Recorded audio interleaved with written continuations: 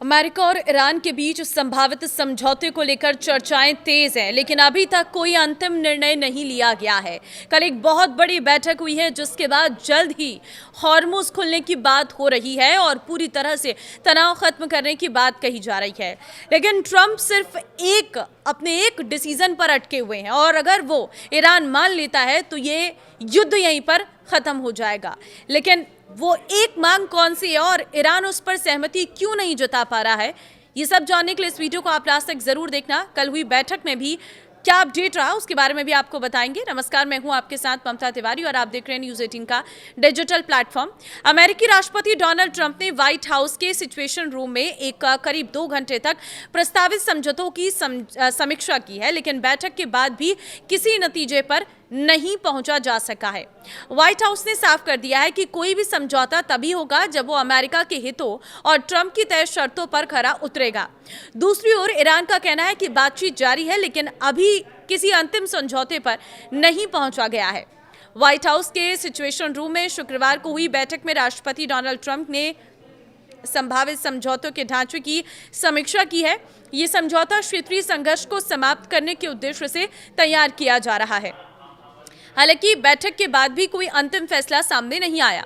बैठक के बाद एक व्हाइट हाउस अधिकारी ने एएफपी ने कहा है कि राष्ट्रपति ट्रंप केवल वही समझौता स्वीकार करेंगे जो अमेरिका के लिए लाभकारी हो और उनकी तय लाल रेखाओं यानी शर्तों को पूरा करता हो। अधिकारी ने दोहराया कि ईरान को किसी भी स्थिति में परमाणु हथियार रखने की अनुमति नहीं दी जा सकती है।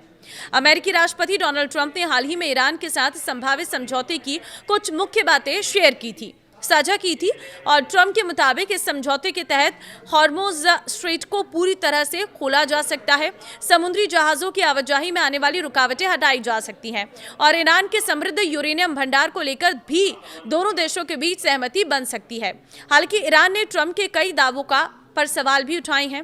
ईरानी सरकारी मीडिया का कहना है कि ट्रंप द्वारा दी गई सारी जानकारी पूरी तरह सही नहीं है।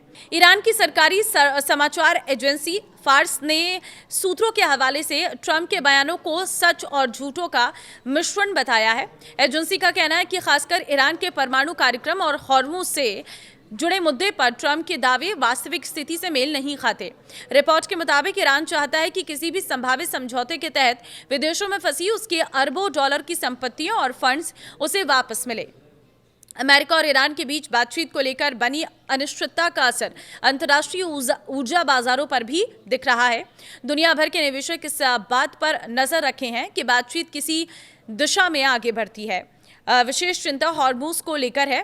ये दुनिया के सबसे महत्वपूर्ण तेल परिवहन मार्गों में से एक है, जहां किसी भी तरह का तनाव बढ़ने पर वैश्विक तेल आपूर्ति और तेल की कीमतों पर बड़ा असर पड़ता है। समझौते पर बातचीत के बावजूद पश्चिम एशिया में तनाव कम होता दिखाई नहीं दे रहा है।